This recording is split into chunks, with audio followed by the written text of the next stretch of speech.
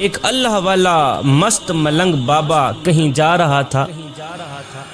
دوپہر کا وقت تھا، جاتے جاتے نیند کا غلبہ آنے لگا۔ راستے میں ایک درخت آیا، ٹھنڈی ٹھنڈی ہوا چل رہی تھی۔ بزرگ درخت کے نیچے کچھ دیر کے لیے سو گیا۔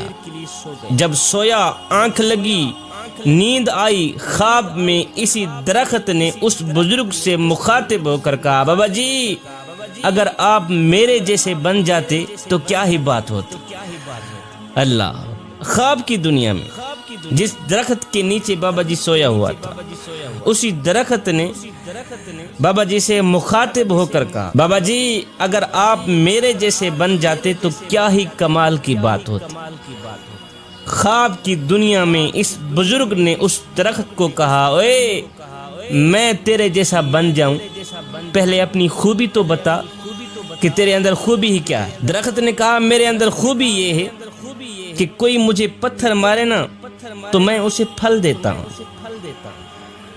میرے اندر خوبی یہ ہے کہ اگر کوئی مجھے پتھر مارے تو میں اسے پھل دیتا ہوں، اس لیے تو بھی میرے جیسا بن جا تاکہ تو بھی مخلوق خدا کو فائدہ دے سکے، نفع دے سکے۔ یہ سن کر بزرگ بڑا حیران ہوا۔ اللہ والا مست ملنگ بابا بڑا حیران ہوا، حیرانی کے عالم میں پوچھا کہ اے درخت اگر تو اتنا ہی اچھا ہے تو پھر مجھے بتایا جائے کہ اللہ نے تجھے آگ کی غذا کیوں بنا دی، پھر تو جلتا کیوں ہے، لوگ تجھے آگ کے لیے استعمال کیوں کرتے ہیں۔ تیرے اندر اگر اتنا ہی کمال ہے تو پھر مجھے بتا کہ اللہ نے تجھے آگ کی غذا کیوں بنا دیا۔ یہ سن کر درخت نے جواب دیا، بزرگو میرے اندر خوبی کے ساتھ ساتھ ایک بہت بڑی خامی ہے، جس خامی نے میری خوبی کا ستیہ ناز کیا ہوا، جس خامی نے میری خوبی پر پانی پھیرا ہوا، اور اللہ تعالیٰ کو میری یہ خامی اتنی ناپسند ہے، اتنی ناپسند ہے کہ اللہ نے مجھے آگ کی غذا بنا دی۔ بزرگ نے پوچھا وہ کون سی خامی ہے؟ درخت نے کہا، بابا جی وہ خامی یہ ہے کہ جدھر کی ہوا چلتی ہے نا میں ادھر کو ہو جاتا ہوں۔ اللہ، بابا جی خامی یہ ہے کہ جدھر کی ہوا چلتی ہے نا میں ادھر ہی کو ہو جاتا ہوں۔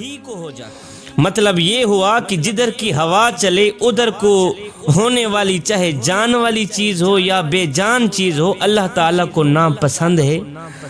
اللہ تعالیٰ اسے جہنم کا ایندھن بنا دیتا ہے، جہنم میں ڈال دیتا ہے۔ جوانو، ہماری صورتحال بھی اسی درخت سے ملتی جلتی ہے۔ ہم بھی کچھ ایسا ہی کر رہے ہیں کہ جدھر کی ہوا چلتی ہے ہم ادھر کو ہی ہو جاتے ہیں۔ ہم نام لیتے ہیں حسین کا، نقل کرتے ہیں یزید کی۔ ہمارے اوپر کوئی بھی شخص 10 منٹ لگا دے ہم اسی کے ہو جاتے ہیں۔ مسجد میں نماز پڑھنے کے لیے بھی چلے جاتے ہیں، پھر کسی کے کہنے پر کنجر خانے میں بھی چلے جاتے ہیں۔ ادھر کو بھی پورے ہیں، ادھر کو بھی پورے ہیں، جدھر کی ہوا چلے ہم ادھر کو ہی ہو جاتے ہیں۔ ہمارا تن مسجد میں ہوتا ہے، من یاروں کے پاس ہوتا ہے، کھڑے نماز میں ہوتے ہیں، ہماری یادیں دوستوں کے پاس ہوتی ہیں، ہمارا سر سجدے میں ہوتا ہے، ہماری سوچیں کاروبار کی طرف ہوتی ہیں۔ جوانو، نماز میں بھی خالص بن جاؤ، رب کے عشق میں بھی خالص بن جاؤ۔ ادھر سے حضرت رابعہ بصری آ رہی تھی، ادھر سے ایک نوجوان جا رہا تھا۔ جب ایک دوسرے کے قریب آئے تو نوجوان نے کہا، رابعہ بصری میں تجھ سے بڑی محبت کرتا ہوں، تجھ سے بڑا عشق کرتا ہوں۔ رابعہ بصری نے کہا، اچھا تو مجھ سے بڑی محبت کرتا ہے، عشق کرتا ہے؟ اس نے کہا، ہاں میں تیرے ساتھ عشق کر بیٹھا ہوں، میں تجھے اپنانا چاہتا ہوں۔ رابعہ بصری نے کہا، اچھا اس طرح کر، میری ایک بہن ہے جو مجھ سے کہیں زیادہ خوبصورت ہے، میں چاہتی ہوں تو اسی سے ہی محبت کر لے، اسی سے ہی عشق کر لے، اسی کو ہی اپنا لے۔ اس نوجوان نے کہا، تیری وہ خوبصورت بہن کہاں ہے؟ رابعہ بصری نے کہا، وہ تیرے پیچھے کھڑی۔ اس نوجوان نے یک لس مڑ کر پیچھے دیکھا تو رابعہ بصری نے نوجوان کے منہ پر ایک تماچا مارا، کہا بدبخت انسان، محبت رابعہ بصری سے کرتا ہے تکتا غیروں کو ہے۔ ابھی ہو گیا ہے تیری محبت کا امتحان، تو محبت رابعہ بصری سے کرتا ہے، عشق رابعہ بصری سے کرتا ہے، تکتا غیروں کو ہے۔ اس نوجوان نے اپنے سر میں خاک ڈالی، پیٹا، سر پیٹ کر کہا کہ میں نے دنیا میں سے کسی عورت کے ساتھ محبت کا دعویٰ کیا، جب مڑ کر پیچھے دیکھا تو میرے منہ پر ایک تماچا لگا۔ کہتا ہے کتنا بدبخت ہوگا وہ انسان جو دعویٰ کرے رب کی محبت کا تکے غیروں کو، جو دعویٰ کرے رب کے عشق کا تکے غیروں کو۔ جوانو، نماز میں بھی خالص بن جاؤ، رب کے عشق اور معرفت الہی میں بھی خالص بن جاؤ۔ جب تم نماز میں، عشق میں، معرفت الہی میں خالص بن گئے تو پھر ایک لمحہ وہ بھی آنے والا ہے کہ اللہ خود فرمائے گا، وہ میرے بندے تو میرا ذکر زمین پہ بیٹھ کے کر، میں تیرا ذکر عرش بری پہ بیٹھ کے کرتا۔ تو میرا ذکر گنہگاروں کی صف میں بیٹھ کے کرے گا، بدکاروں کی صف میں بیٹھ کے کرے گا۔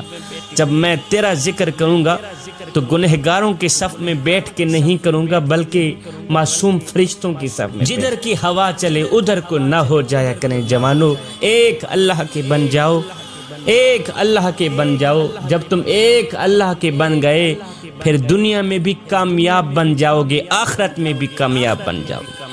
میرا اللہ قرآن کے اندر ارشاد فرماتا ہے، یا ایھا الذین آمنوا ادخلوا فی السلم کافہ، اے ایمان والو پورے کے پورے اسلام میں داخل ہو جاؤ، پورے کے پورے مکمل طور پر اسلام کے اندر داخل ہو جاؤ، یعنی آدھے تیتر اور آدھے بٹیر بن کر نہ رہو۔